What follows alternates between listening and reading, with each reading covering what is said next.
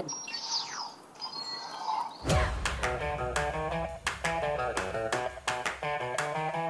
semua, selamat datang ke Izumi Satu Channel video. Saya sebagai Ayhara cosplay sebagai Ejen Alisha. Hari ini saya mempromot Irish Ejen Alisha. So, saya dah beli dah. Ini first time saya beli. Sangat excited lah dapat. So, korang boleh tengok kotak dia sangat cantik. Rare tau, sayang sangat nak buang. So, saya simpan lah kotak Alisha ni. Kau nak tengok dalam tak? Nampak ni? Cantik kan? Saya buka Saya dah keluarkan ni daripada kotak Alisha. Dan ini isi dalam dia. Ini Irish Alisha punya. Dan ini dia punya bulatan. Korang boleh tekan button untuk aplikasi ke Alisha punya Irish. Cantik kan? Dia punya warna kuning dia dengan hijau. Lepas kat tengah ada biru. Bukan kaling-kaling lah, susah nak dapat. Tengok kalau korang pergi kat TGV memang cepat habis. Tapi korang jangan risau, akan ada stok balik. Okay, sebelum korang nak guna Irish kan, korang kena guna benda ni. Dan start kat button belakang ni dari slide ke kanan. Okay, korang boleh nampak bunyi kan. Lepas tu korang kena connect kat sini. Dengar, bunyi kan korang. Baru korang boleh buka lampu kat side belah kanan dan belah kiri. Cantik kan lampu dia kan. Lepas tu yang set dia ada 3 button tau kat 3 ni. So sound dia lain-lain sikit lah. Macam yang untuk yang ke button 2 ni, cuba korang dengar itu dia punya soundtrack dia.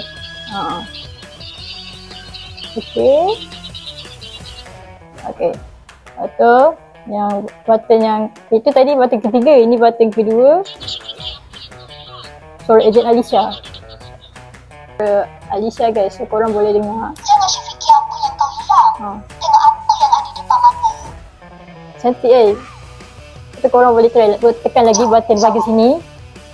Okay, tekan lagi. Neuro kena ada daya ingatan yang kuat. Okay, korang boleh tekan lagi. Then tekan Jangan lagi. ikut pergerakan musuh. Jangkakan mana dia nak pergi.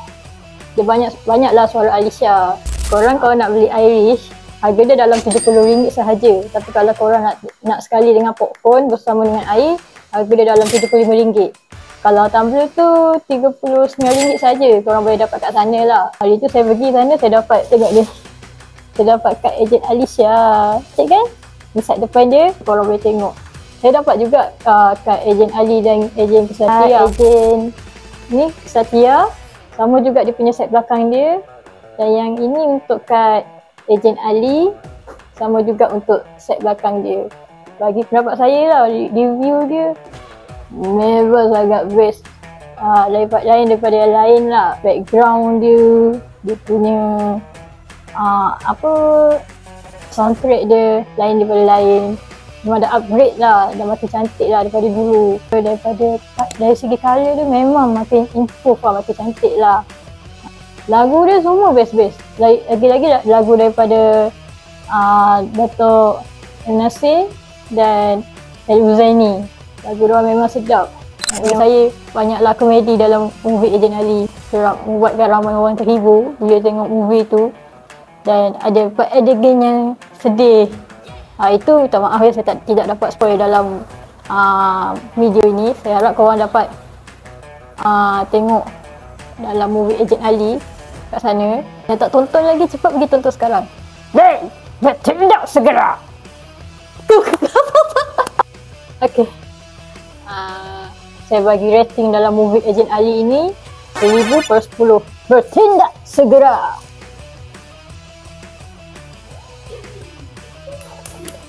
Okay. Day, bertindak segera. Day, bertindak segera. Day, bertindak segera. Day, bertindak segera.